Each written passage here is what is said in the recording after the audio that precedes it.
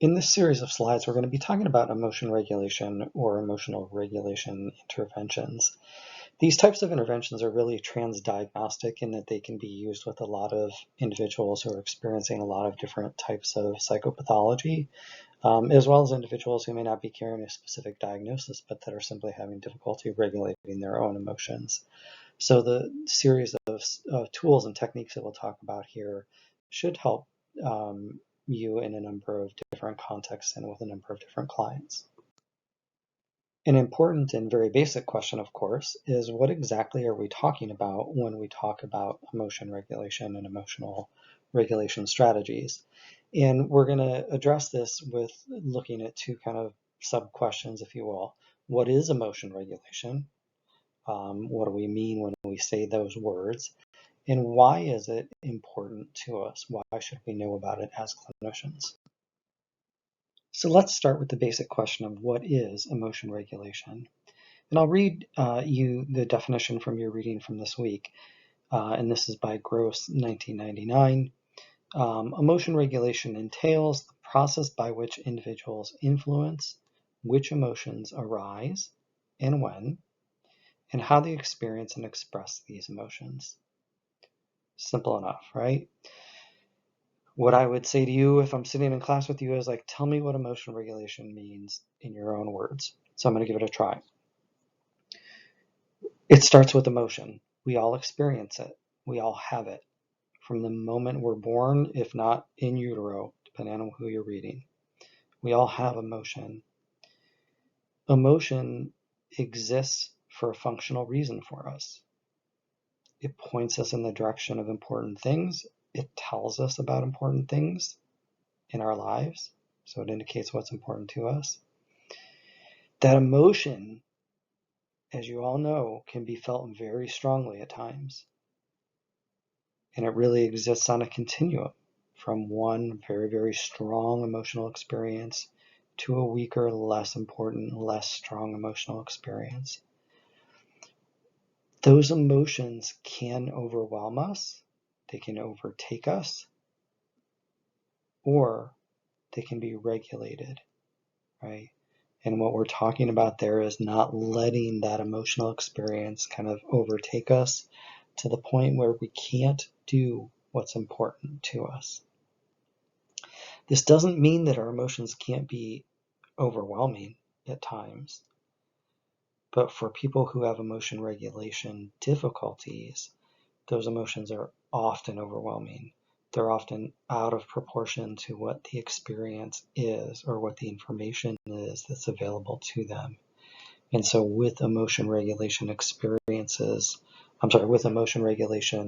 interventions, we're helping people to better regulate and use their emotions in a functional way. So why is emotion regulation important? And I alluded to this a little bit in the previous slide, which I tend to get out a little bit ahead of my skis. But emotion regulation is important to us for a number of reasons. First, we all have emotions, right? And our emotions can be at least a functional part of our human existence. However, those emotions can quickly become overwhelming to us. And thus it's important to be able to kind of have emotion without emotion becoming who we are, without emotion overtaking what we're doing, what we're thinking about, where our attention is focused. And when we see this, when we don't have the ability to do this, oftentimes we see some dysfunctional ways of regulating emotions start to arise. So in the reading you had for this week, for example, when we talk about substance abuse, it's a prime example of I've got this overwhelming emotion, I don't know what to do with it, and so I drink, or I get high, or I use some other kind of drug to kind of make me feel a certain way. Cutting is another classic example, or self-harm, where I've got this overwhelming emotion, I don't know what to do with it, so I cut, right? And by cutting, it helps me to regulate emotion, feel better. And I could go on and on down the list of different dysfunctional things that people do to kind of cope with their own difficulties in regulating emotion, or what dysfunctional things people do when they feel strong emotions. So part of our goal in doing this is to recognize the importance of emotion, to recognize that emotion can become overwhelming, that it can be paired with dysfunctional long-term things, right? Which obviously have a functional short-term thing. I feel better after I do that, but functionally in the long term, that's not a good strategy for me to use to cope with my emotion. So we get people that are stuck in this kind of, I feel these things, I feel them very strongly, I don't know what to do with them. I've developed kind of poor coping mechanisms to deal with them. But those poor coping mechanisms are also functional for me, right? They help reduce the emotion. And so part of what we want to do here is to teach you more functional coping strategies to regulate, to deal with, to cope with the emotion, as well as, and we'll see this, as well as potentially just even very simply identifying what the emotion is. So that's one of the first steps, is to actually notice what the emotion is, to be able to feel it without being able to, or without having to be it. So I'm not going to go into great depth about this next slide, but I think it's important to acknowledge where our emotion regulation skills come from and what factors kind of contribute to emotional dysregulation. And there's three things that we'll talk about here, again, briefly, and those include both our development and developmental factors that are important, the experience of trauma, and especially early childhood trauma or early childhood victimization. And then briefly the neurobiological correlates of emotional dysregulation. So let's start with development. Where do we learn to deal with our emotions? Well, like so many things, we learn through early experiences, especially early experiences with caregivers.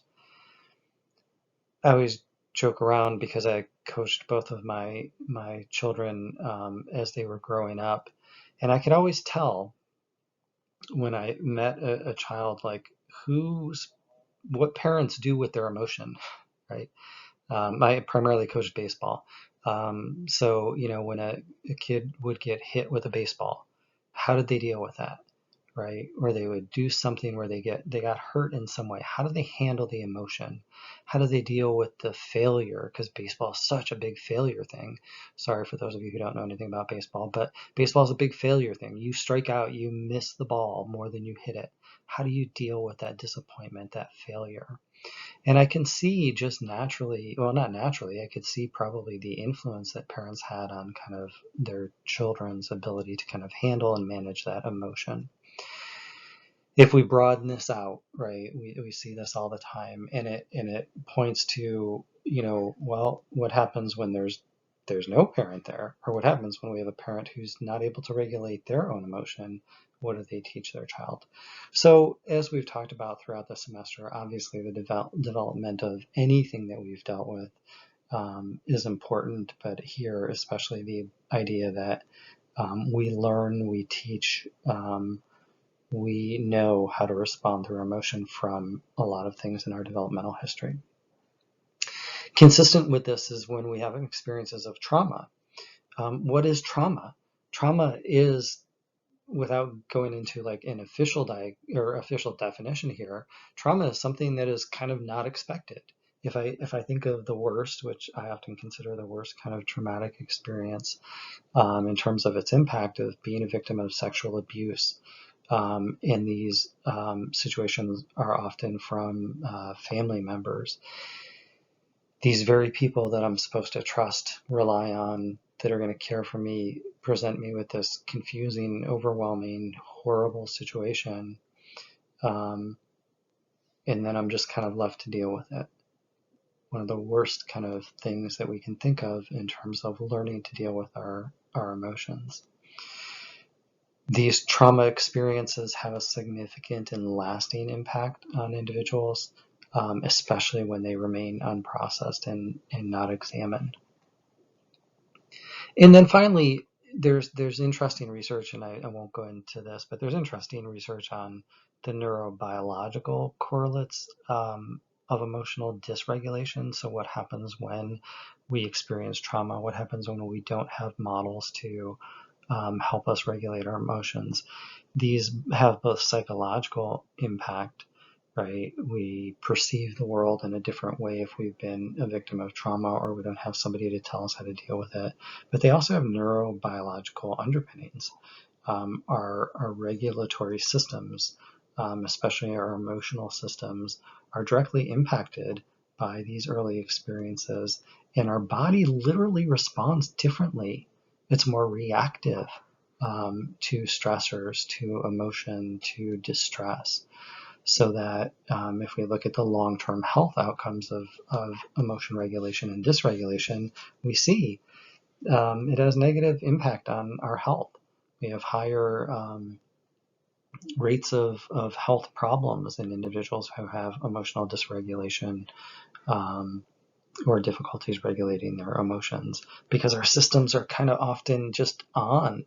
They're on. They're activated, and anytime our systems are on and activated more than they need to, it has a negative impact. It wears us down, right, emotionally and physically.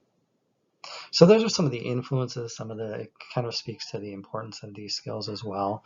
When we get into the health component, working on emotional regulation and working on these strategies can reduce some of that potential negative health impact that we see for individuals who struggle with this. So we've gained a little bit of perspective on what emotion regulation is and what it entails. We've talked about why it's important and why it might be a meaningful target for intervention in our psychotherapies. Now, the thing that you're most interested in, perhaps, is like, all right, how do I do it? And like anything else, it starts with a good assessment and starts with a good conceptualization. One of the reasons that I love the reading that I assigned to you for this week is on page 65. There's a really helpful helpful list of questions that might help you to better identify and understand how your clients currently regulate their emotions, some of the deficits that they might have, and some of the targets that you have for treatment. It's one of those things that I would bookmark and go, oh, you know what? I got to remember those questions. And we've had a number of them over the course of the semester where I would create a file for yourself of like, oh, here's a whole bunch of questions that I can use during my assessment interviews to better understand and assess particular skills and techniques or lack of skill and techniques that my clients have. So it starts with that assessment. And then from that assessment, we then proceed with additional information for our intervention.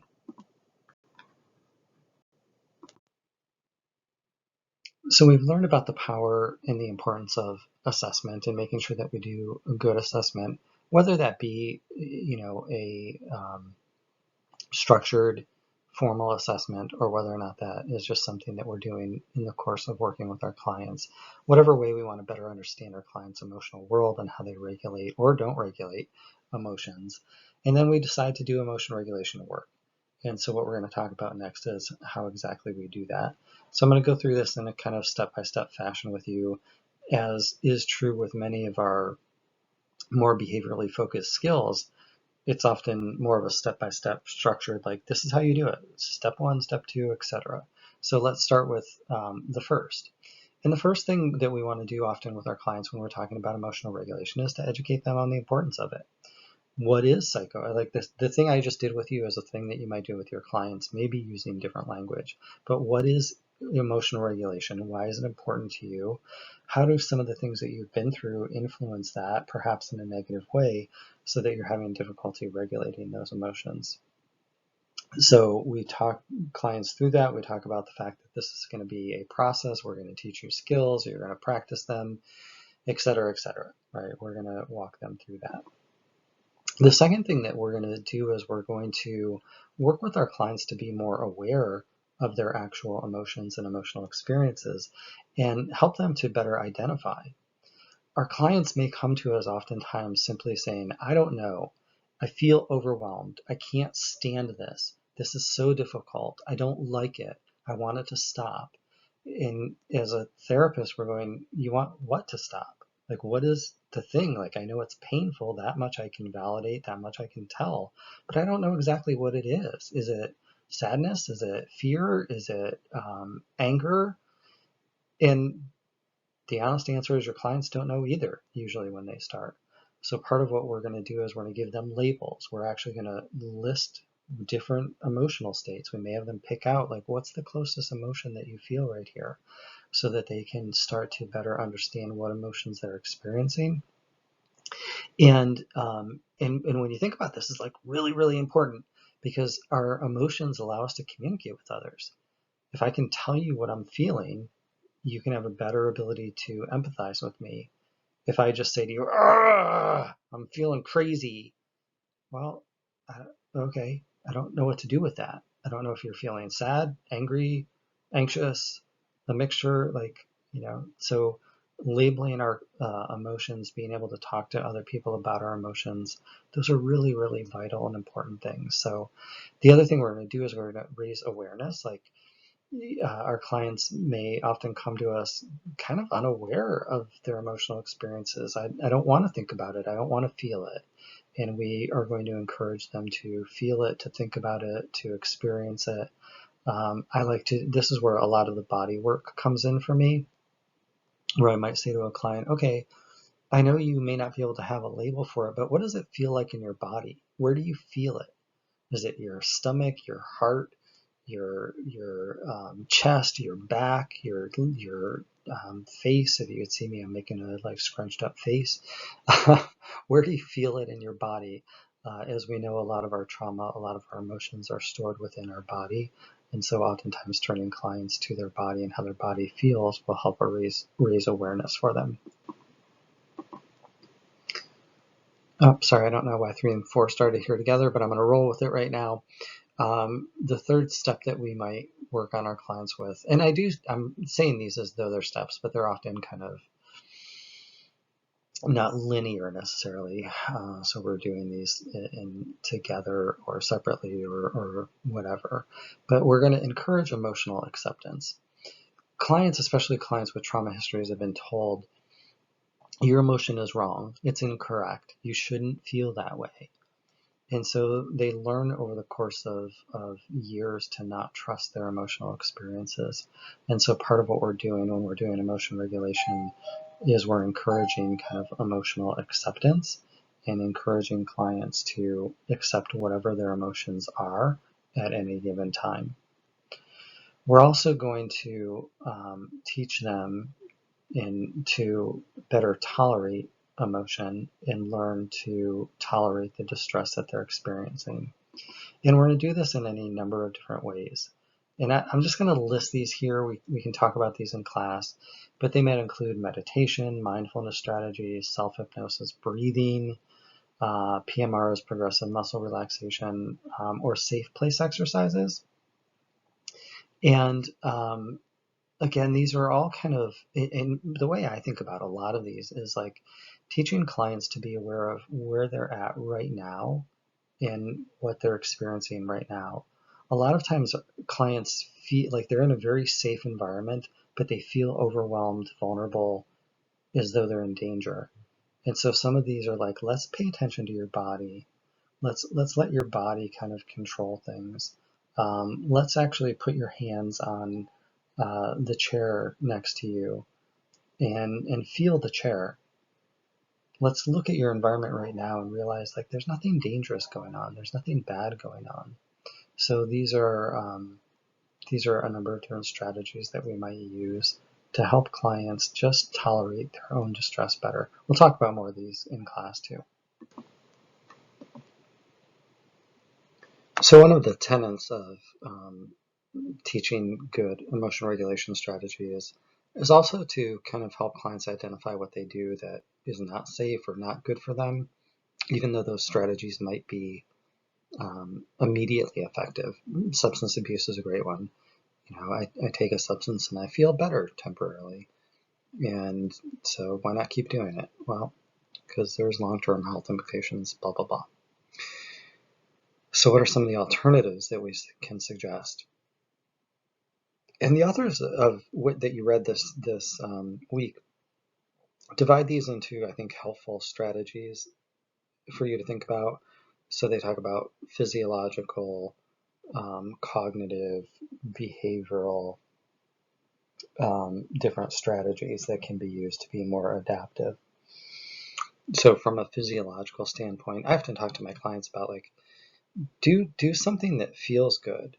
I mentioned the example earlier, like take a blanket that you like, or take something that like feels good to you and wrap yourself in it, right? Take a warm shower, something that feels good, physiologically feels good.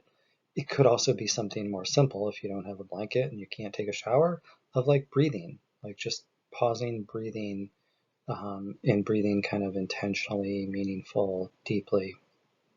From a cognitive strategy, it might be changing your attentional focus. Instead of focusing on the pain, focus on something else around you. Read a book, listen to uplifting music, watch a television show that again isn't depressing. And these are really, like, I joke, but these are really, really important, because if you go, oh, listen to music, it's like, oh, well, I feel horrible, and then I'm going to turn on horrible music about all these horrible things, and I'm going to feel more horrible. No, turn on something uplifting. Make a song list. Make a list on your phone of songs that you really like that make you feel good, and listen to that music. And then from a behavioral perspective, like one of the things I love this idea of doing the opposite of how you feel. So oftentimes, if I feel bad, what do I want to do? Well, I want to lay in bed, pull the covers over me, pull it over my eyes, and like cry. Well, don't do that, because that's going to make you feel bad. So do the opposite of how you feel. Do something different. That's one strategy. There's a lot here. Do a really strong workout. The DBT folks will talk about, like, induce the opposite emotion. Take your hands under the faucet and splash some cold water on your face. Like, do something that kind of wakes up your emotion, or I'm sorry, wakes up your body and your physical sensations in a way that's different than how you're feeling at the moment. And then finally, increasing positive emotional experiences. And again, I may have gotten a little over my skis, if you will, here, but we're really talking here about what are things that I find enjoyable? What are things that I'd like to do? What things feel good to me? And reminding clients at times when they're feeling bad, what is it that I can do to induce a different feeling state for me?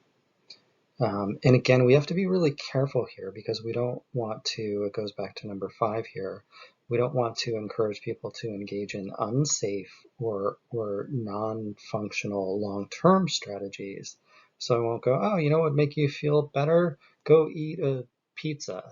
It's like, okay, yeah, that probably would make me feel better right now. I'm lecturing as I'm hungry, but that might make me feel better right now, but I'm also going to gain some weight if I keep doing that, and that's my primary strategy. So I want to think of things that can make me feel good that aren't unhealthy for me in either the short or long term. And so that may take some work with clients, both based on kind of where they're at and what they have available to them, as well as thinking of some strategies that they might not have otherwise thought about.